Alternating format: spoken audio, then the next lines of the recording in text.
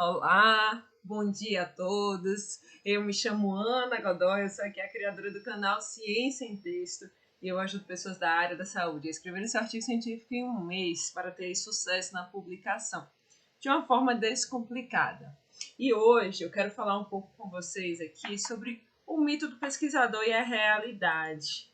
Então, a gente vai ter uma discussão aqui, um bate-papo sobre esse tema que é muito, muito importante para o nosso processo de se pensar ciência de uma maneira mais crítica, de uma maneira mais clara e mais prática dentro da nossa realidade. Então a gente precisa começar entendendo que ponto dessa nossa caminhada. O que é um mito e por que é legal a gente entender um mito dentro daquilo que a gente vai trabalhar, tá? Porque hoje essa palavra é amplamente dita no meio jornalístico, que o mito existe ou não existe, o que isso quer representar, e aí como é que a gente traz isso para dentro da pesquisa, como é que a gente transita entre os dois mundos, da realidade e do que não é realidade. Bem, o mito nada mais é do que algo que você quer contar, algo que você quer dizer e que no fundo você quer saber se aquilo representa uma história real ou não, tá bom? Ou seja, aquilo que a gente conta dizendo que pode ser ou não uma verdade, que na realidade pode ou não ser uma verdade. Vai depender aí do nosso processo histórico e do nosso processo aí de construção e avaliação científica, tá? Então é por isso que a gente tem que começar a entender qual é o papel do pesquisador, qual é o meu papel dentro da realidade, qual é o meu papel dentro do meu universo científico. Em muitos lugares pelo mundo, a gente aprende o quê? A gente aprende que o pesquisador é aquela pessoa que só faz ciência, a gente entende esse papel, tá? E em muitos lugares é só isso mesmo que acontece. Será que é só isso tudo? Não, tá? Então, o pesquisador, ele tá ali, disponível para poder achar respostas para a gente. Então, a gente tem que começar a entender que todos nós temos uma perspectiva investigativa. Todos nós temos um olhar investigativo quando nós queremos alguma coisa. Então, por exemplo, todas as vezes que você quer algo novo, o ideal é que você faça uma pesquisa. O ideal é que você observe. O ideal é que você acompanhe, se aproprie do processo e daquela realidade. Quando você se apropria do processo, que você se apropria daquela realidade, do que você quer, aí você vai para um segundo passo, que é de fato consumar aquela ideia, consumar aquilo que você imagina, que você tomou propriedade no campo teórico e avançou ali para o campo prático. Então, às vezes, a gente esquece dessa transição entre compreender o campo teórico e ir para o campo prático. E aí a gente só quer a ação sem compreender a teoria. E por que eu estou lhe dizendo isso? Que isso eu chamo isso até, inclusive, de um efeito muito colateral, de um efeito colateral muito ruim que a gente aprende na pós-graduação, de que a gente tem que fazer as coisas sem entender o que nós estamos fazendo. Então a gente tem que aprender a escrever artigo científico sem entender o que o artigo científico vai representar para a gente. O pesquisador nada mais é do que uma pessoa normal, com vida social, com vida pessoal e com a sua vida acadêmica e seu trabalho, que desenvolveu habilidades para conseguir ter um olhar mais crítico para a ciência.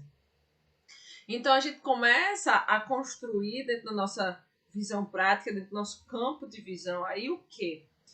Que a ciência ela precisa ser materializada de uma forma mais objetiva e mais prática e sem sofrimento. Esse é um ponto que eu venho dizendo aqui várias vezes, porque a gente imagina que o cientista é aquele que fica dentro do laboratório e não faz mais nada da sua vida. E não é. O cientista é aquele que reflete sobre o seu processo criativo.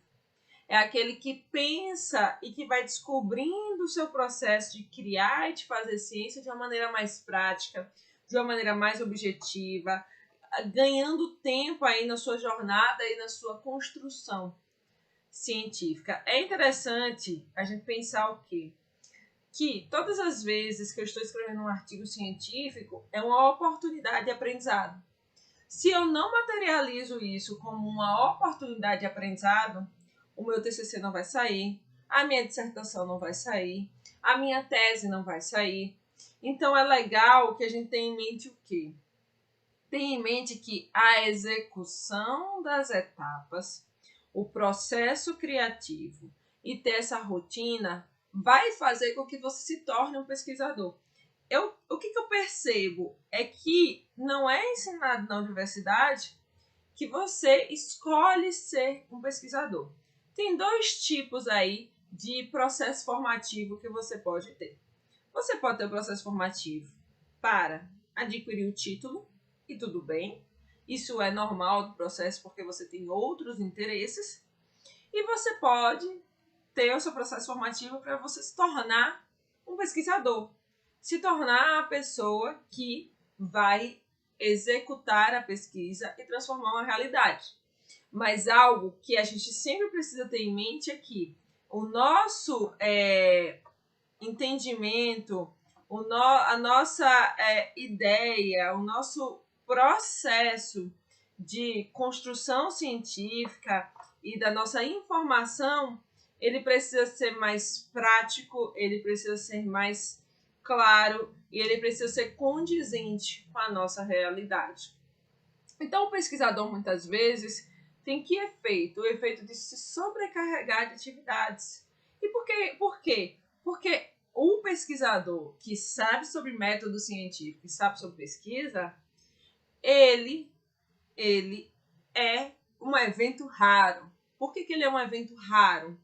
Porque hoje as pessoas não se dedicam a estudar o método. Você não aprende de maneira clara a fazer uma crítica científica na universidade. Quantos e quantos colegas seus aí formaram e não sabem avaliar um artigo científico? Desde a graduação até o pós-doutorado. Por quê? Porque a gente precisa se debruçar sobre o método, a compreensão do método. E o pesquisador tem esse papel importante. Ou seja, ele consegue perceber qual é a sua funcionalidade e a sua prática para mudar uma realidade. Não é fácil você escolher ser pesquisador, porque nós não temos uma profissão regulamentada. Então, nós precisamos escolher qual caminho? O caminho da universidade. Então, a gente precisa ser professor para poder ser pesquisador. E tudo bem que as duas coisas estão aí juntas, mas o fato de você ser professor muitas vezes não abre espaço para você ser pesquisador. É tanto que tem muitos e muitos professores que ensinam sobre metodologia científica e ensinam regras da ABNT. Não há problema nenhum você aprender a regra da ABNT, mas não é a regra da ABNT que te torna crítico cientificamente. Não é a regra da ABNT que torna o seu processo de você saber se aquela evidência científica ela é boa ou se ela não é boa. As regras, elas são importantes. Agora, elas transmitem o quê? A forma como nós vamos ver o seu artigo científico, mas não transmite a mensagem do conteúdo. Não transmite a mensagem do que o pesquisador fez. Então, às vezes, você faz um mega trabalho, um trabalho muito difícil, e é um trabalho que não é visto. E é um trabalho que as pessoas não sabem. Por quê? Porque a gente entra no mito do pesquisador, ou seja, no conto histórico, que o pesquisador não pode mostrar o que se produziu de ciência. O pesquisador também não pode falar que foi ele que fez aquele artigo. Tudo foi produzido ali dentro de um contexto. Por quê?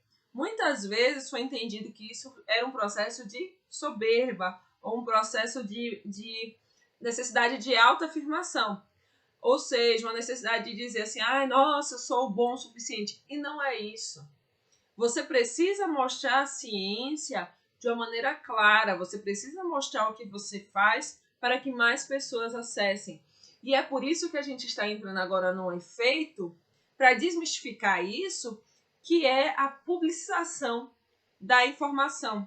Hoje as revistas científicas têm pedido o quê? Têm pedido que os pesquisadores gravem vídeos, explicando um pouco sobre os seus achados, explicando um pouco sobre os seus resultados. Por que gravar o vídeo é importante? Porque a comunicação escrita, ela é diferente da comunicação falada. E quando você fala algo, quando você expressa algo para o outro, dizendo o que o seu resultado ele quer transmitir, é mais uma forma de difusão, é mais uma forma de conseguir polarizar a informação da melhor forma possível.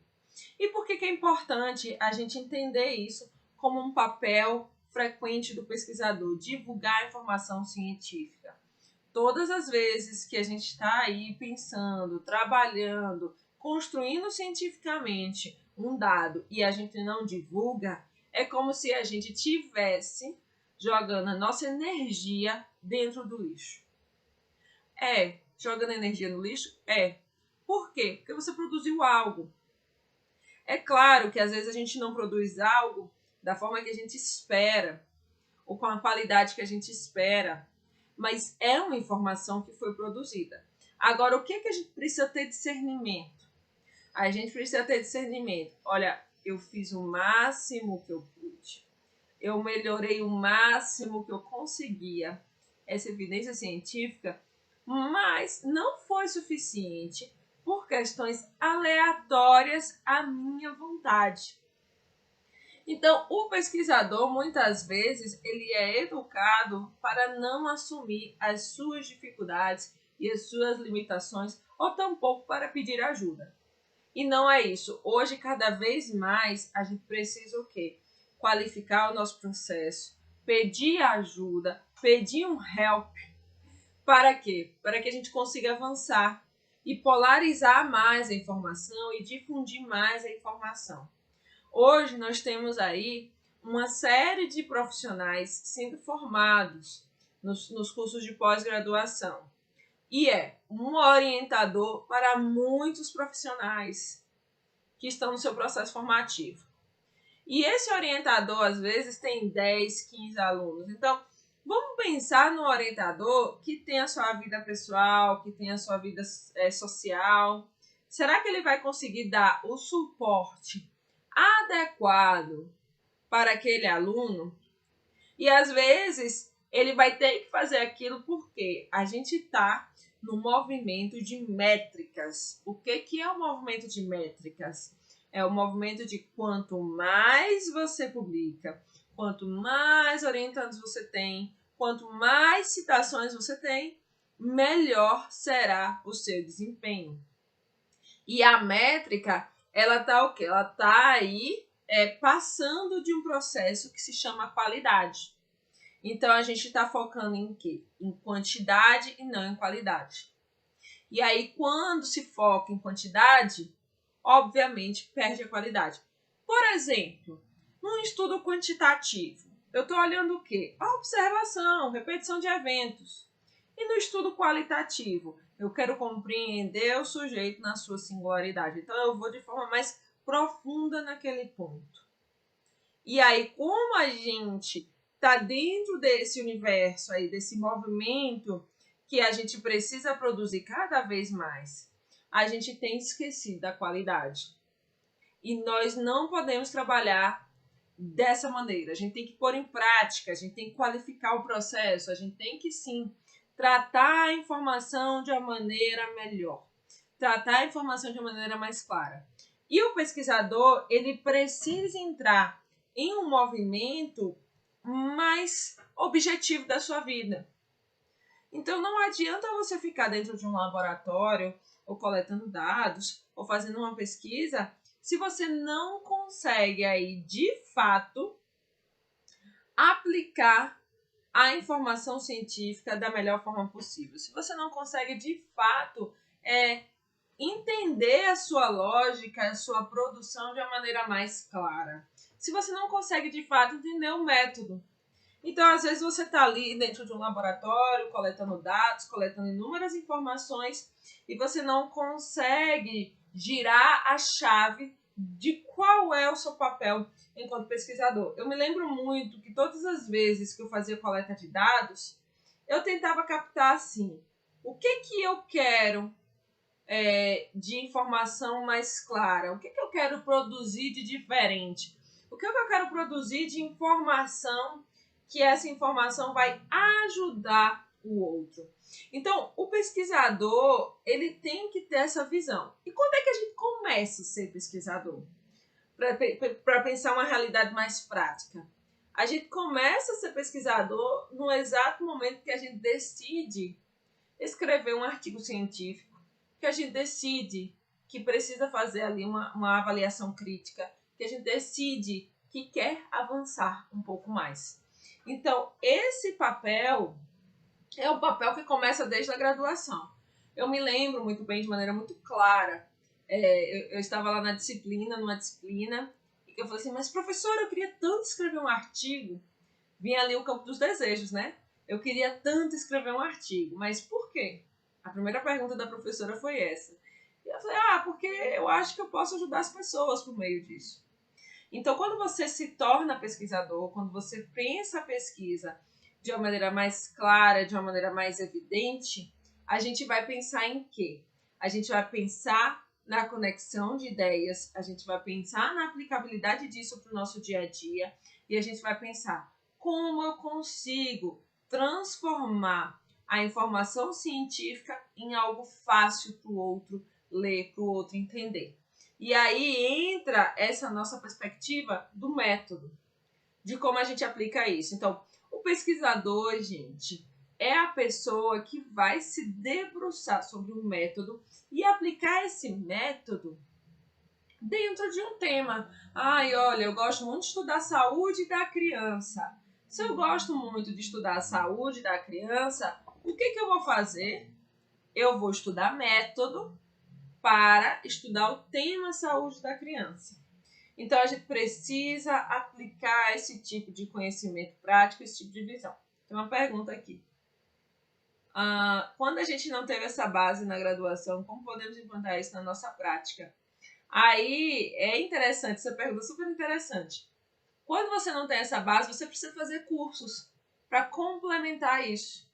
Então, você precisa estudar, você precisa compreender o método. A gente não pode responsabilizar somente a graduação ou a pós-graduação. Tem também o nosso processo formativo, o nosso processo criativo, o nosso processo também de maturação.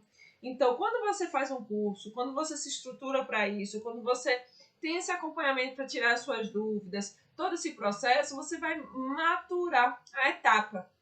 E a graduação tem a sua falha. Por que tem a sua falha? Porque não é ensinado desde o primeiro semestre, por exemplo, como é que você vai fazer uma busca eficiente numa base de dados. Isso não é ensinado.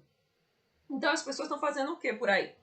Elas estão pegando e buscando aleatoriamente artigos. Não é ensinado como você vai avaliar se aquele artigo ele é bom ou não é bom. Não é ensinado isso desde o primeiro semestre. Então, se não é ensinado isso, a pessoa ela não vai se adaptar com essa visão. Chega na pós-graduação sem entender. Método não é chato. Método não é difícil. Agora, o método, ele precisa que você estude. Então, a dica que eu posso passar para as pessoas é: busque cursos, busque aprimoramento, cursos na área de redação científica, cursos na área de estatística, cursos na área de método, para que você domine mais esse campo. Por quê? Quando você chegar na universidade, na pós-graduação, você vai fazer o quê? Você vai estar em uma sala de aula, o professor vai ensinar. Mas não é responsabilidade do professor ali o seu aprendizado. Porque o seu aprendizado depende de quê? Depende de você. Poxa, não foi a disciplina não foi legal, o professor não tem didática, a gente tem muito esse movimento enquanto aluno. Realmente, isso pode acontecer.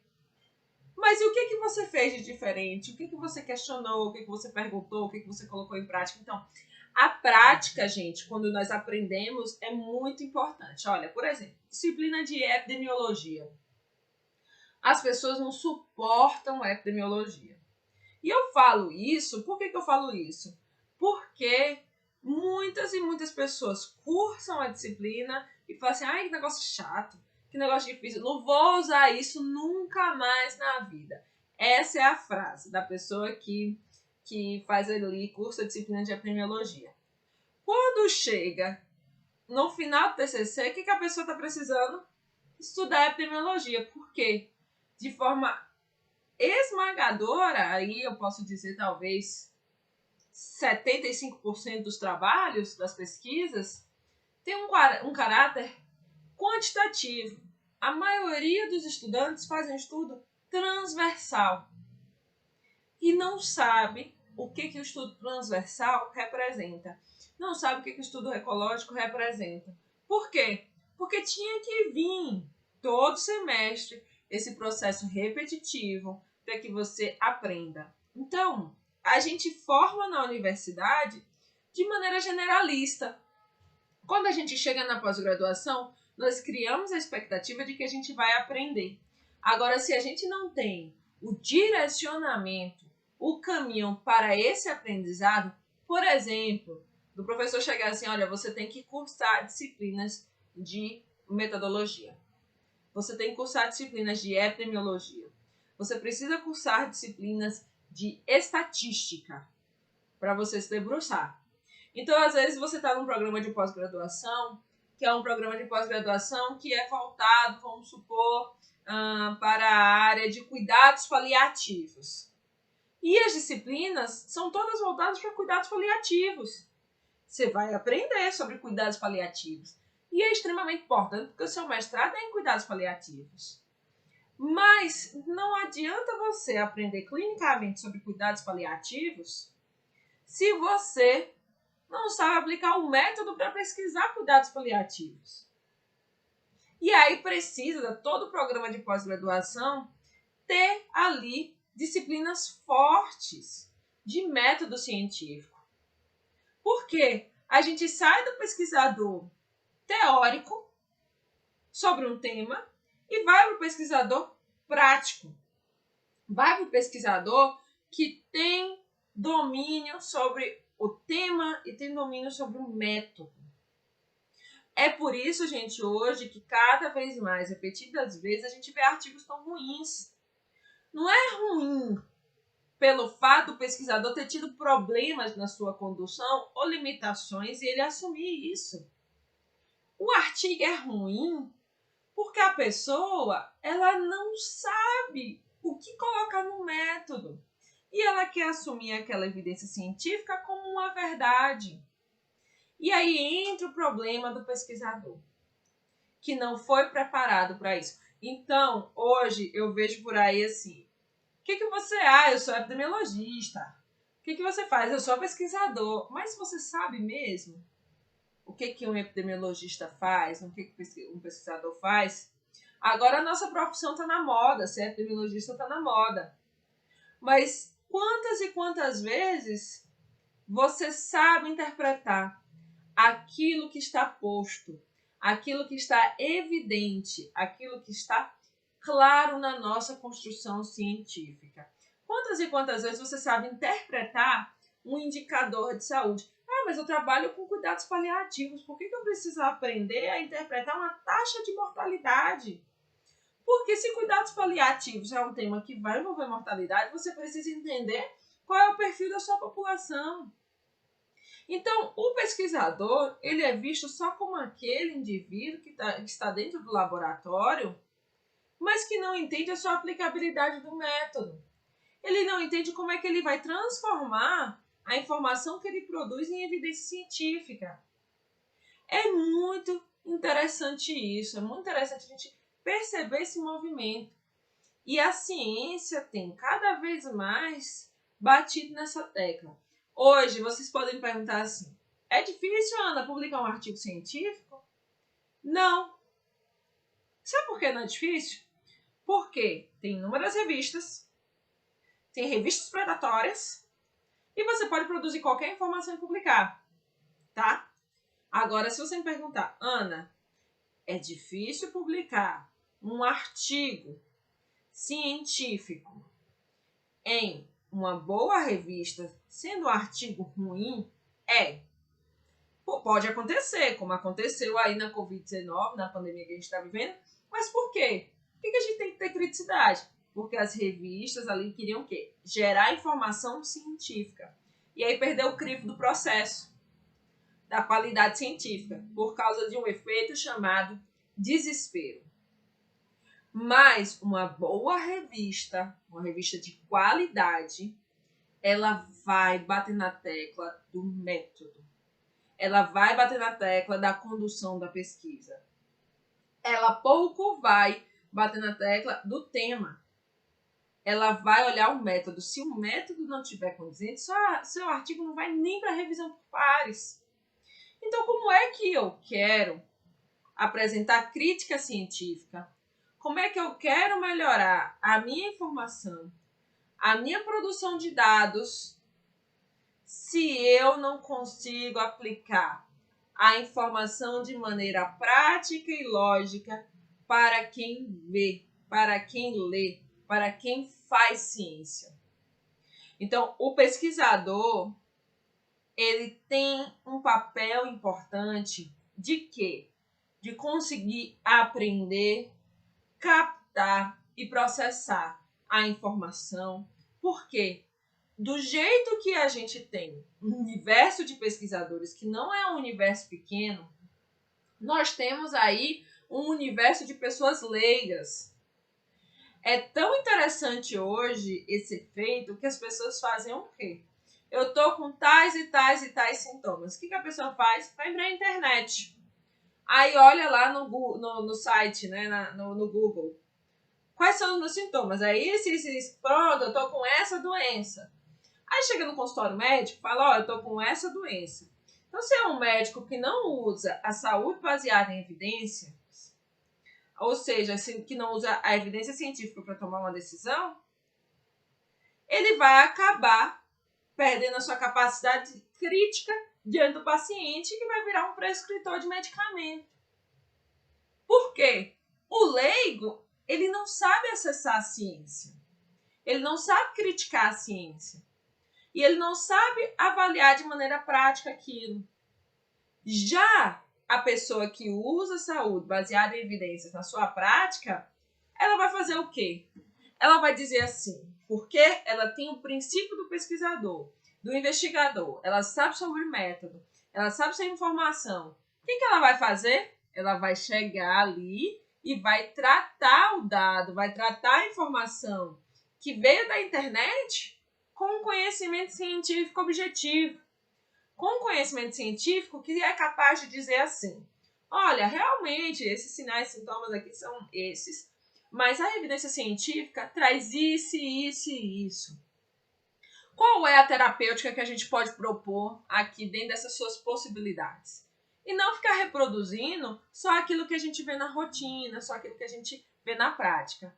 E por que eu estou falando tudo isso para vocês? Porque eu trabalho em um serviço que a gente precisa tomar decisão. É um serviço voltado para quê? Um serviço voltado para planejamento de políticas públicas. Então, quando eu trabalho no serviço de políticas públicas, eu preciso usar a saúde baseada em evidência para construir uma informação. Então, tem a Ana pesquisadora e a Ana que faz ação em serviço. Então, articular os dois conhecimentos faz com que o pesquisador traga para a realidade uma informação. Então, a gente precisa sair do campo teórico e ir para o campo prático. Ana, mas eu estou, às vezes, só na universidade, esse é o meu direcionamento. Então, como é que a universidade vem para o campo prático? Como é que a universidade se relaciona com o serviço? Como é que a gente aprende desde o primeiro semestre a ser mais crítico, a avaliar a informação para quando eu estiver lá no serviço, na minha parte prática, eu possa levar para aquelas pessoas que estão lá uma informação científica prática, uma informação científica de maneira mais crítica, de maneira mais evidente, de maneira que eu ajude aquele profissional também no seu processo formativo. Por quê? quando a gente escolhe ser profissional da saúde, a gente não para de estudar nunca mais na vida. Ou seja, a gente precisa estar se atualizando, a gente precisa estar acompanhando o que está acontecendo, a gente precisa acompanhar o movimento, a transformação da ciência. A ciência de 30 anos atrás não é a ciência de hoje.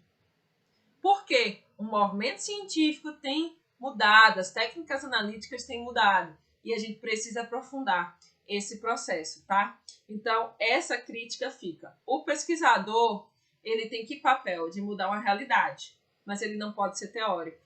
Ele precisa ser uma pessoa prática. Ele precisa trazer isso para dentro da realidade. Ele precisa transformar, pelo menos, a sua própria realidade e o que está ao redor.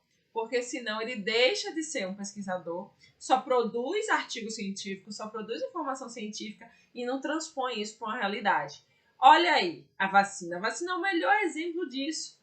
De que você faz pesquisa, você faz teste, e você vem por meio da pesquisa, transpõe isso para a realidade, mostra que é seguro, e aí a gente toma uma atitude, que é o quê? Vacinar toda a população.